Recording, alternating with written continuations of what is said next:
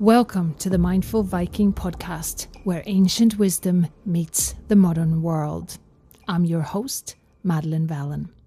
Today, I want to introduce a new segment with you, something I'll return to from time to time, called Fireside Tales.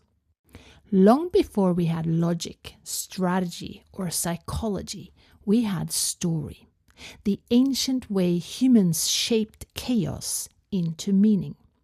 It's how the brain first learned to orient itself in a wild world, and that hasn't changed, no matter how refined or rational we pretend to be. Even now, with minds that analyze everything, story still finds a way in. It slips past the thinking mind and speaks straight to the subconscious, the place where identity forms, intuition lives, and where our deeper truths take root. And yet, in this information-heavy, answer-driven world, we tend to forget that. We want clarity, we want certainty, we want the right answer. But story asks something different of us. Story asks us to feel, to listen, to allow. Neuroscience even tells us that stories light up the brain far more than information does, because story gives the mind shape and the heart something to hold. This podcast is here to counteract the speed and noise we're all drowning in. And stories carry wisdom. Stories invite you to slow down. Stories speak to the part of us that feels deeply, the part that knows there's more to life than the pace we're pushed to keep. The stories I'll bring you are stories to remember with, not simply hear. So as you listen, let the story move through you the way ancient stories once did. Let's begin.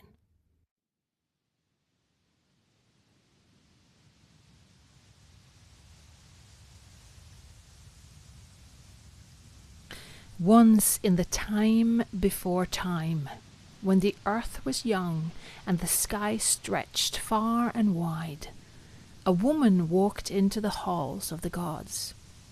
Her name was Gullveig, and she had travelled far, across rivers and mountains, to reach the great golden halls of Asgard. Gullveig was not like the other gods who sat upon their high thrones. She did not carry a sword like Odin, nor a hammer like Thor.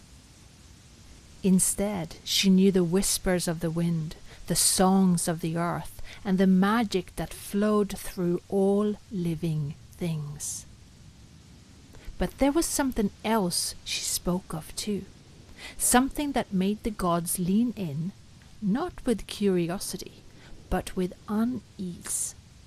She spoke of gold, not its value, but its power, how it could make men greedy, how it could change hearts, how it could make people hunger for more.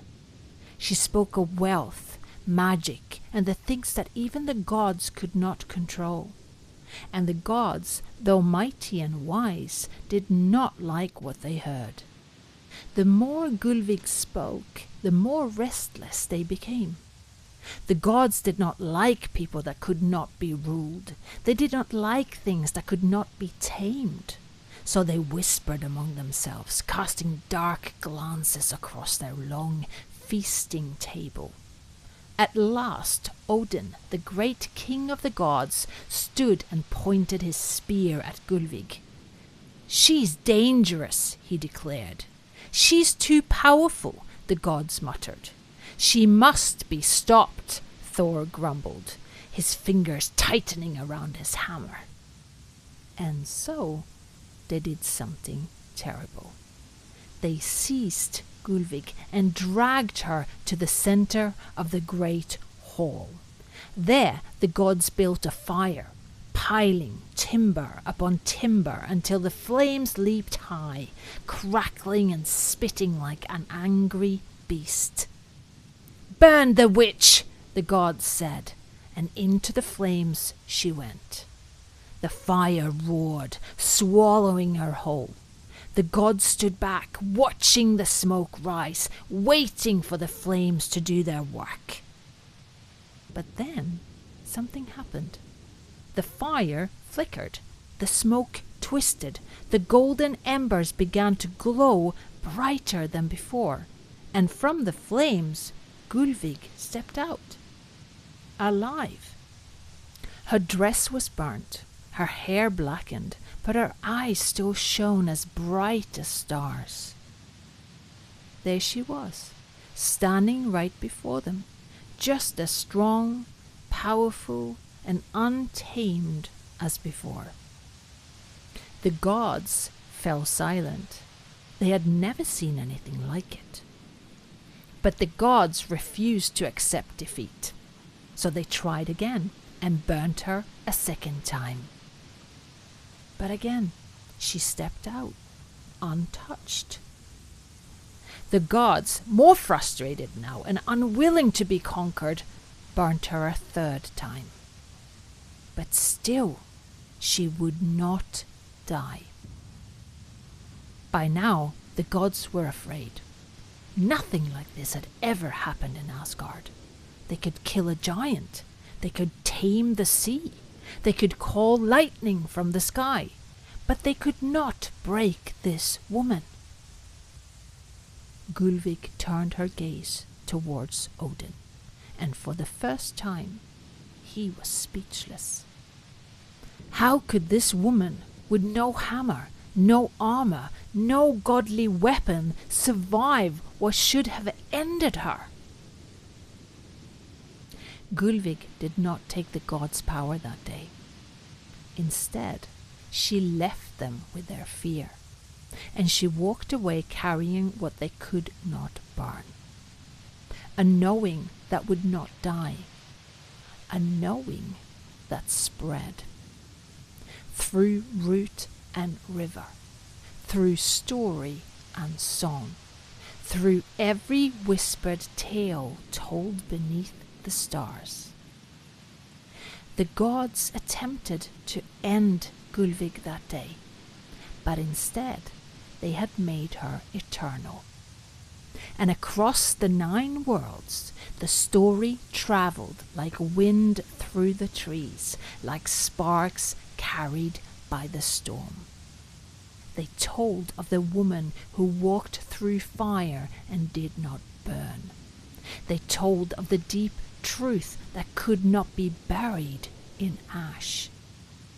And so the wisdom of the fire lives on, through the hands of those who know, through the hearts of those who listen, and in the voices of those who choose to never be silenced.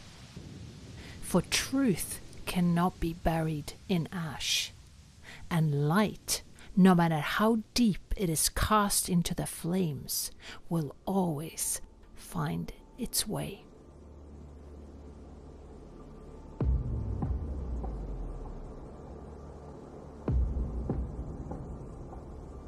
Thank you for joining me on the Mindful Viking podcast. Before we move on with our day, let's take a moment to sit with what's been stirred inside of us. Stories don't speak to the mind, they speak to the deeper places inside. So, let's open up and give this moment some space. And if you feel called, ask yourself, what did this story awaken in you? How is it flirting with your life right now? Listen for the answer. Until next time.